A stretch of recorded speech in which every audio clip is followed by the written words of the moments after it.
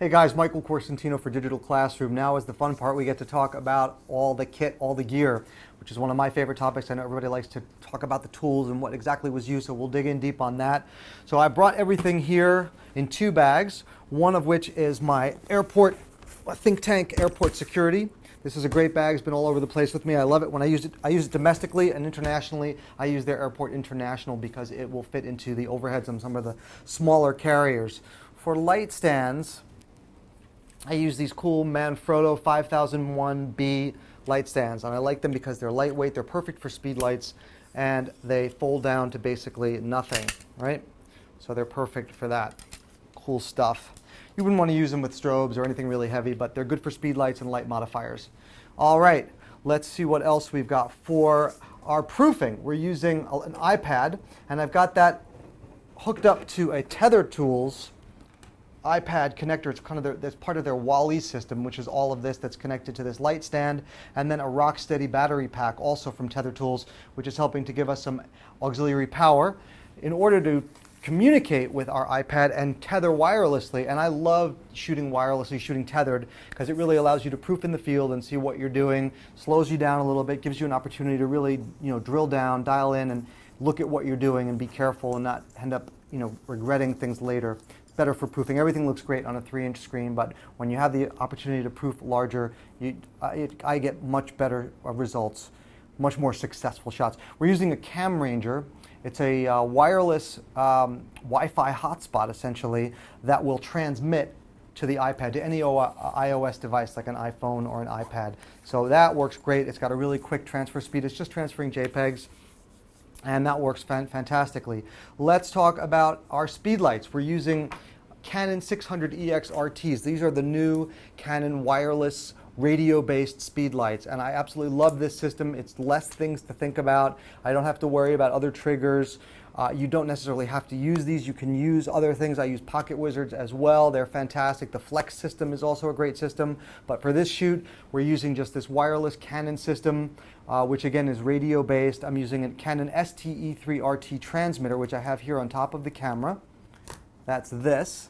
And I'm working with a 5D Mark III. Now, you will need a 2012 or later camera to work with this system, but a 6D works fine. Some of the newer Canon cameras work as well. That's one of the things that you'll need. It's newer technology, so you will need some of the newer cameras to do that.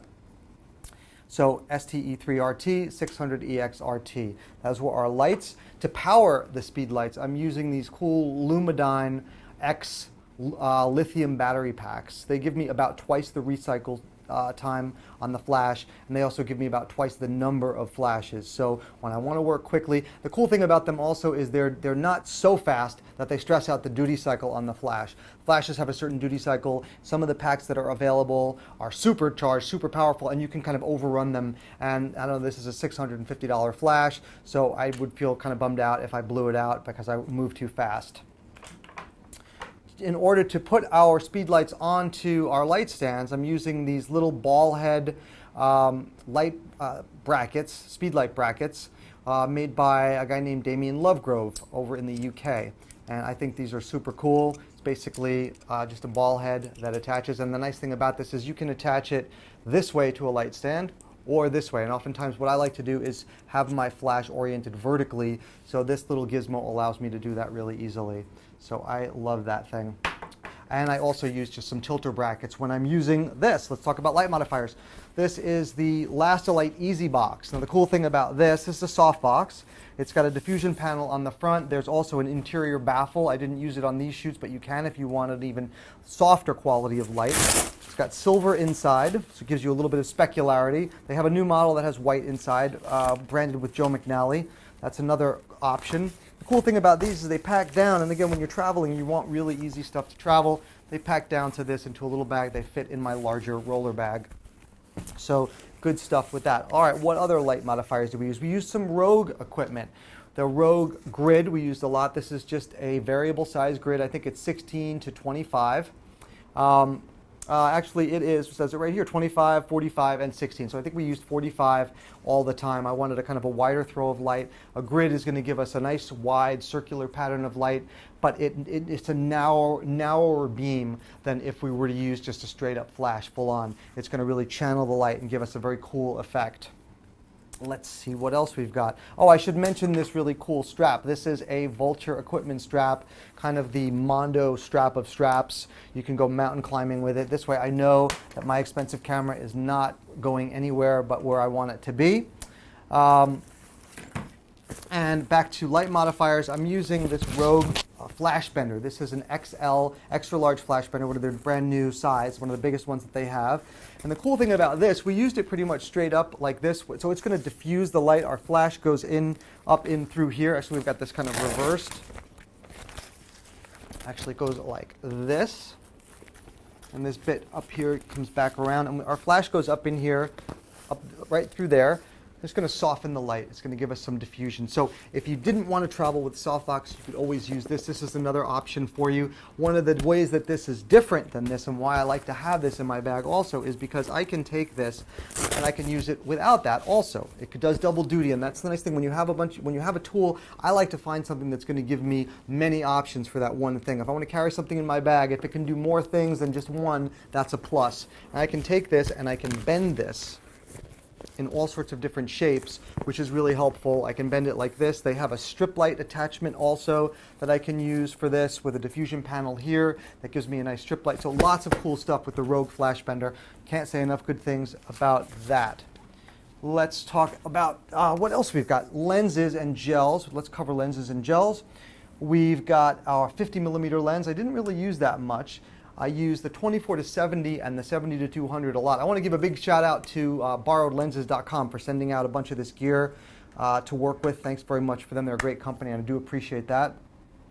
So we used our 24-70 and our 70-200 most of the time. I also have a 16-35 that I bring with me, and my 50mm 1.2. This is a fantastic lens.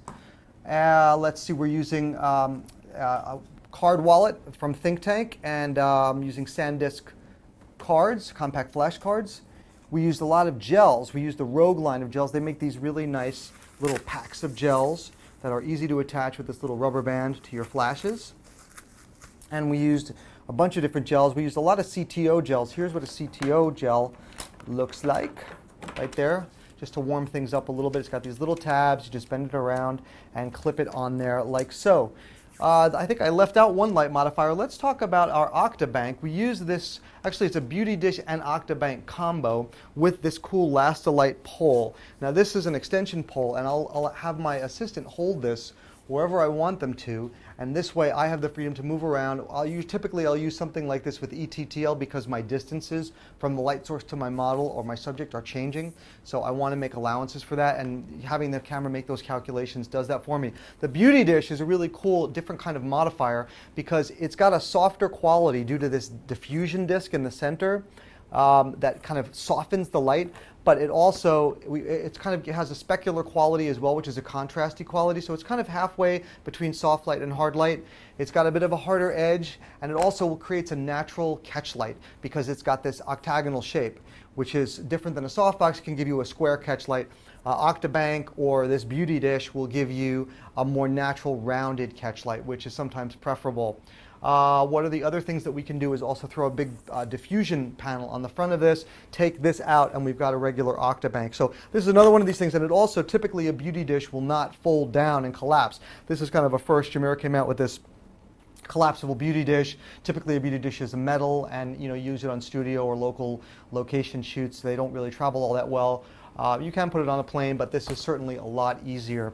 So that is one of the other modifiers that we used. And I think that kind of covered it. One of the things I really want to say is, you don't need all of this. With some very, very simple tools, you can accomplish a lot. If you just have one speed light and a long ETTL cable, let's say I've got an ETL, I don't really have it right here with me, but in the other room I have an ETTL cable, which you can use for manual or ETTL flash. It just gets your flash off the camera. You can use a couple reflectors, a diffusion panel, one reflector, a diffusion panel, off-camera flash with a cable. that you can work with in either ETTL or ITTL if you're on Nikon, or manual, and you're off to the races. You're going to be producing much better images. So I can't wait to dig in with the class and teach you some of the ways I like to use these tools. Get out there and be creative, try all sorts of things, experiment with it, have a lot of fun, and we'll see you in the class.